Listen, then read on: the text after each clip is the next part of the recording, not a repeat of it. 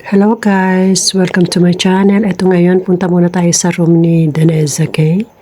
Si Santa Claus ang bubungad sa iyo dyan kasi siya ang Santa Claus namin. Kanyang simple tocador. Ayan, ang kanyang tarpaulin na katar.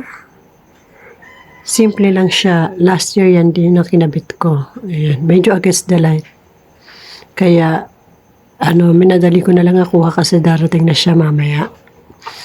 Ayan diba? Kanyang little Christmas tree. Kanyang mga stuff. Tapos kinuha ko ulit si Pooh kasi favorite na namin si Pooh dahil nagpunta kami ng Disneyland. At ang kanyang picture na Eva at Adan. At ang kanyang picture ng kanyang mga medals magmula elementary. Dala niya, yan ang kanyang sandata. Kaya nakamit niya ang kanyang mga pinangarap. Okay.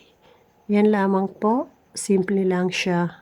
Medyo against the light kaya hindi niya nakuha talaga yung kulay niya.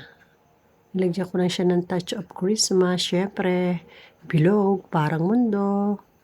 Yung tocador na yan, pagdating yan, punong-puno yan, matatanggal lahat yan, pati yung yung dalawa si Katari, tsaka si Katar, si Kati Kay. Cute, diba? Okay, ang rug na red na pula.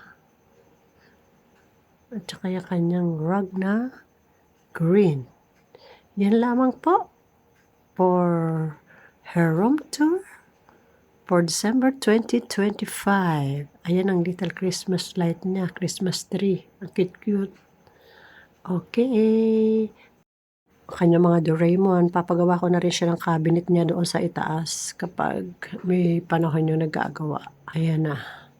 Okay, and that's all for today's room tour. See you again next time. Please follow, like, share, and subscribe. Bye-bye.